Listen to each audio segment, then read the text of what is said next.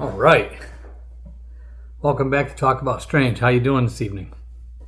Boy, I got another great story for you here. I can't wait to read it to you. I just want to say welcome back and thank you again for watching. Keep those letters coming in. Keep going into those comments and leaving comments. Boy, we can getting a lot of subscribers and the channel's really growing. So I really appreciate that. This weekend is finally here that I'm going to be going to the Fox Sisters Cottage on Hydesville Road in Newark, New York, the spiritual house, and we're going to be doing an interview there. So that's going to be really cool, and I'm going to bring that to you. Hopefully there's going to be a lot of really good information. And that's about it. I want to get on to this story. You're going to love this one. This is cool. Yeah. You ready? Dear sir, I have a story for you. My name is Dave. I'm 37 years old. I live in Tennessee, not far from the Smokies. I'll start by saying I love your channel and enjoy your storytelling. Thank you for creating a nice environment for us believers to share our stories and leave comments.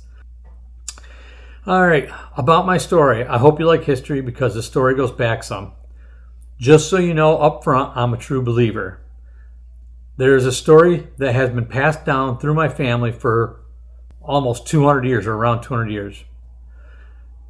I'm sure it has a few versions by now, but what I was told growing up was large groups of settlers migrated here together in groups, and my great-great-grandparents were one of those groups that ended up settling here. Obviously, everyone knows the journey here was really difficult for all of them. Making trails, bad weather, sickness, hunger, Indian attacks. But no one warned them about bear with me. Tsul Kalu, Tsul, capital T-S-T-S-U-L, apostrophe, capital K-A-L-U, the Cherokee Devil, or a.k.a. Jadakula, if I'm saying that right, Jadakula, J-U-D-A-C-U-L-L-A, meaning slant-eyed giant, a.k.a. Bigfoot. So, that lived in the mountains until word started passing down from the group to group about livestock animals disappearing during the night and sometimes barrages of rocks and sticks being thrown at them from the forest. Everyone thought it was the Indians just trying to intimidate them, and most of the time it probably was. Other times the Indians would attack the small groups, sometimes leaving behind the dead and taking the rest. The further they got into the mountain area, the worse it got. For several nights, my family's group started getting ambushed from the woods with rocks and sticks. Then in the morning, find chicken cages ripped apart and the chickens gone. Sometimes pigs, cows, even dogs got taken. They tried to ignore it and keep moving, hopefully to get out of that unfriendly area. But one night, a couple of the guys seen one of them sneaking into the camp and tried to shoot it. They thought that did the trick because the next couple of nights were quiet. Then on the third day, after they broke camp and was on the move, they had to follow the trail through a heavily wooded area with hills on both sides. It was the middle of the day. My great-great-grandfather said he could see the two wagons with those guys who took the shot at whatever they saw down in the valley ahead of them. All of a sudden, the woods came alive, trees shaking, sticks and rocks flying out at everyone from every direction. They had to take cover under the wagons, but before they did, he seen something he couldn't believe with his own eyes. He described them as upright walking buffalo people. I've never heard that name. Makes sense though, because they are so big and hairy, coming down both sides of the hill where those guys and their families were. He figured they were all about to be killed, so he climbed down underneath the wagon with his family and gun in hand. A short while later, as fast as it started, it all stopped. Everyone slowly climbed out to assess the damage and see if anyone was hurt.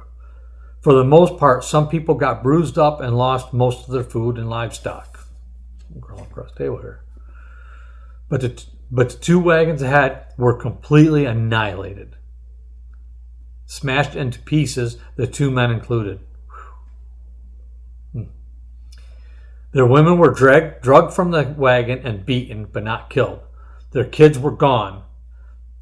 I guess they formed a group and tried to find the kids, but couldn't even find a trail. They gathered what they could and made their way out of the forest.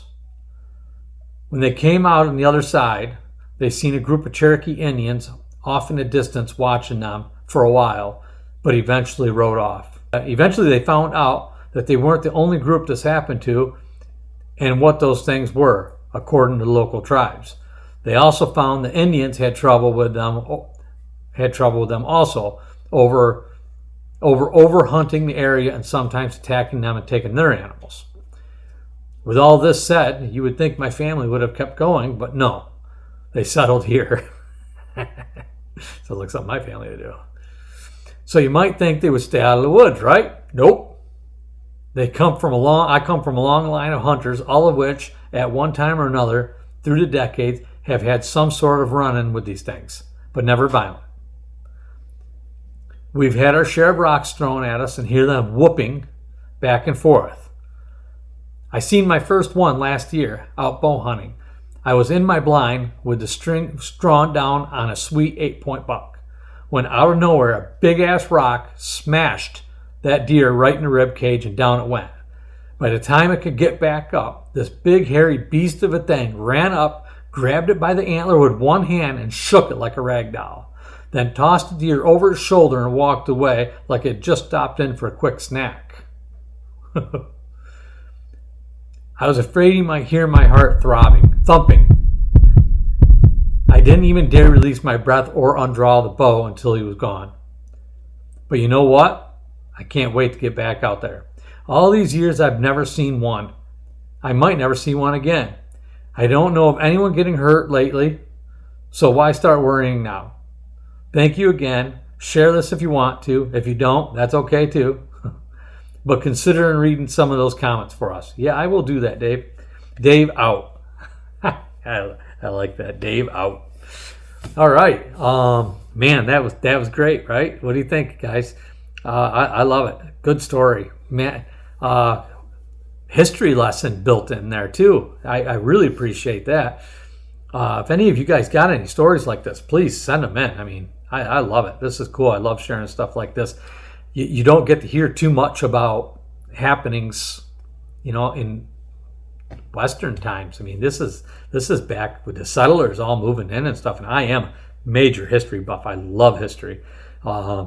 This is a whole new element of it that you don't hear too much about.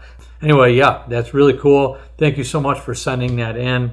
And I'm glad your family made it through that ordeal. That could have been pretty bad. So that's pretty wild to think that clan or group is still there to this day. So throughout the generations, and you hear a lot of sightings in the Smoky Mountains and thereabouts, all around in that mountain and woods area and stuff. So that really neat stuff. If you guys got any stories like that, get them sent in to me. I'm glad I had an opportunity to share this story with you. Dave, thank you for sharing it with me so I could share it with everybody out here. Leave your comments, and I guess that's going to do it for now. I'm going to try to get something here, something more coming up soon. So look for that. All right. Till then, you guys have a great evening. I appreciate you. Talk to you soon.